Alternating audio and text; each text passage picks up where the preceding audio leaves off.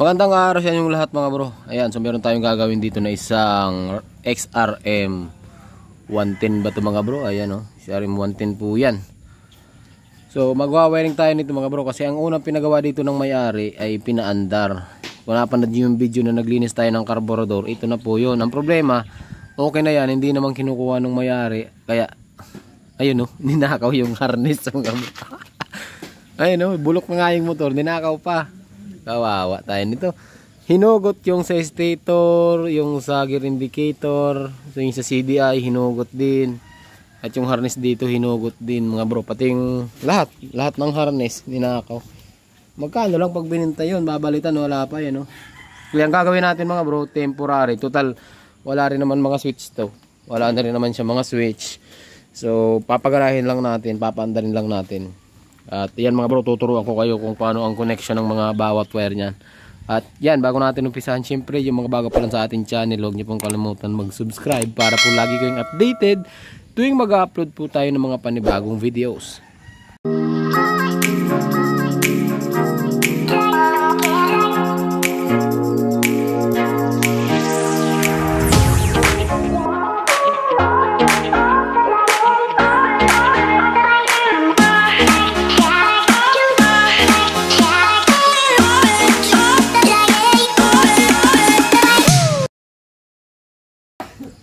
Ayan mga bro, so balik po tayo.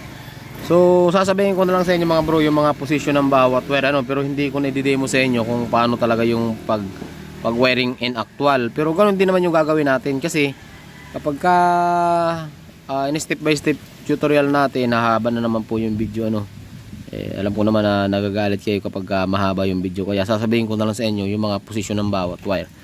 So dito muna tayo sa may kabilang side mga bro. So hindi natin to wiringan ng buong signal light, brake light, tail light, yung mga dashboard. Hindi na, kasi wala rin naman Wala ng dashboard, wala ng switch. Wala ng switch. So pero may susi ito at functional naman yung susi niya. Kasi dito nga binunot na nga, ayan oh. Ayan. Kita nyo? Wala na yung wire. Ayan, wala na po yung wire. So hihinangan pa natin 'yan. So dito muna tayo sa kabila mga bro. So dito sa XRM 110 or Wave 125, parehas lang naman sila. Primary type po yan. Pero dito nakikita ko mga bro, parang naka-convert na yung niya. Parang naka-convert yung kanya CDI. Parang pang 125. Kasi hindi naman ganito ang CDI ng 100. Ayun, parang hindi naman ganito yung CDI ng 100. Pero madali na yan mga bro, kasi halos parehas lang naman ang wiring ng CDI ng 110 or XRM kaysa 125. Ang kaibahan nga lang, itong 110 ay primary type mga bro. Okay, primary type at may kill switch. Yung 125 naman ay battery operated mga bro. Battery operated na iba rin ang wiring niya dun sa lipan 110, kasi ang lipan 110 baliktaran yung positive tsaka negative. So dito mga bro sa stator, meron tayong 4 na wire na makikita. Isang black na may stripe na red, yan yung primary, papunta ng CDI yan, rekta. Okay, rekta ng CDI. Pero hindi natin gagamitin kasi nga pang 125 na nakakabit. Yan. Itong blue mga bro, itong blue papunta po ito ng CDI. Okay. Tapos itong white, papunta ito ng regulator rectifier. Yan. Tapos yung yellow, papunta rin po yun ng regulator rectifier. Okay, ganun po ang ganun po ang wiring ng stator. Ito hindi na natin gagamitin kasi wala rin namang gear indicator. Ayan, mas maganda sana kung mahugot natin yung mga bro. Mas maganda sana kung mahugot natin yung mismong mga rectifier. Pero ang rectifier niyan mga bro ay nandito rin naman. Tanggalin ko muna mga bro para malinaw So tanggalin ko muna yung fairings temporary para mas malinaw yung maintindihan yung connection ng bawat wire kung papaandarin lang naman yung motor. Basic lang din naman ito, napakadali lang ito mga bro. So kalasin muna natin. Ayan mga bro, so update po tayo dito So bali nakalas na natin yung kanyang mga fairings at nilabas ko na yung CDI. So hindi pala siya pang 125 mga bro. Ayan, may kill switch pa rin siya. Paano ko nalaman? Kasi nga 5 wire siya mga bro. Yung gitna niyan, yan yung ating kill switch. Okay, so ganito ang wiring niyan mga bro ng CDI So hindi ko na uulitin to. Bali, di ba, 5 pin siya. Yung nandito sa baba, sa may right side, yan yung ating primary. Yan yung i-connect nyo dito. Yan yung i-connect nyo dito. Tapos yung gitna mga bro, okay, yung gitna, papunta yan doon, dito sa susian. Ayan. Papunta yan doon sa susian. Okay, kill switch po yan, kill switch. Tapos, ito namang kabila, yung sa may left side, sa baba, yan ay papunta ng ground. O, body ground lang natin yan. Kulay green po yan dito. Kasi nga wala ng harness. So, gagawa na lang natin siya ng harness, no? Tapos, yung sa taas niya mga bro, ito, yun sa upper, pero nasa left side, yan yung ikakabit nyo dito sa blue. Yan. Yan naman yung ating pulser or trigger na tinatawag. Okay, maliwanag ha. Tapos, yung sa may right side, okay, itong sa may right side mga bro, sa taas, yan yung papunta ng dito sa ignition coil. Yan, yung papunta ng ating ignition coil. Okay, so ganun lang. Okay, tapos na tayo dito sa CDI. Tapos na rin tayo dito. So, ang kailangan na lang ay itong dalawang ilaw, yung puti at saka yung dilaw. So, sabihin ko rin sa inyo kung saan dapat siya nakakabit dito.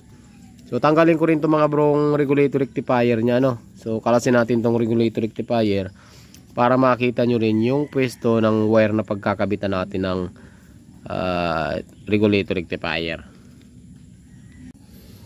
Ayan mga bro, so bali natanggal na natin yung ating regulator rectifier. So ito mga bro, maraming klase po ito, ano, meron tayong kulay blue na sakit, meron kulay green, may kulay puti at may kulay itim. So meron tayong video sa YouTube nito kung ano ang kaibahan ng mga ganitong regulator rectifier, ano. Pero ito mga bro, yung itim, pwede siyang gamitin dun sa green, pwede siyang gamitin dun sa puti at dun sa may blue. Basta alam niyo yung connection. So, ang ganitong connection mga bro ng regulator rectifier, yung nasa baba niya, okay, yung nasa baba niya, yan yung ground. Ito, nasa may tinuturo ko. Tapos yung dito sa may kabila, yan yung ating positive. Or yung kulay pula, papunta dapat ng battery yan. Okay, papunta ng battery yan.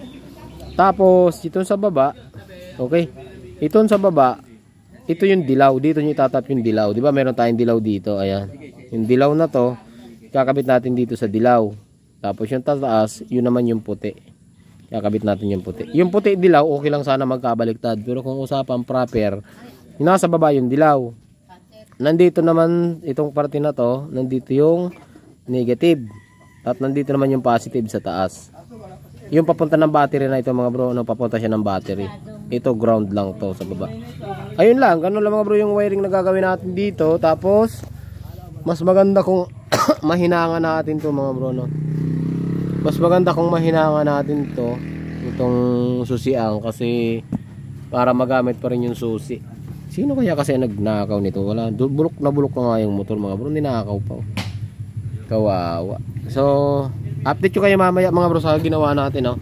Gagawin muna natin to, tapos update ko kayo mamaya kung aandar nga ba talaga itong ginawa natin na tutorial wirings. Basic na basic lang to mga bro. Yan mga bro, so update po tayo dito sa ginagawa natin, ano. Yan, so bali naikabit na natin yung CDI, yung ating stator, tapos bali mga bro, dalawang wire tong kinabit natin, nakahinang na yan, ayun, no. So bali hininang po natin yan dun, ayun, no. So nakahinang na yan mga bro. Tapos bali dito dalawang wire lang kinabit natin dito sa battery. So hindi na malaki ang ginamit ko kasi wala naman starter to. Sabihin ko sa inyo, wala tong switch, walang switch, walang ilaw. So ang mahalaga dito mga bro ay mapaandar lang yung motor, ano. Okay na yan mga bro. So, testingin natin agad. Yan, o. Tayo mula na. Yan mga bro, mandar na yan, o. Basic lang, di ba? Madali lang magawa ng harness ng mga motor mga bro. Ito yung sa starter, o. Yan. Okay na. Wala ang ilaw. Hindi na yan. So, basta yung sinabi ko sa inyo kanina mga brong wiring, yun din yung sinundan natin. Kaya umandar siya. So, siguro hanggang dito lang yung video natin, ano mga bro. Magandang araw sa inyong lahat. Ride safe lagi.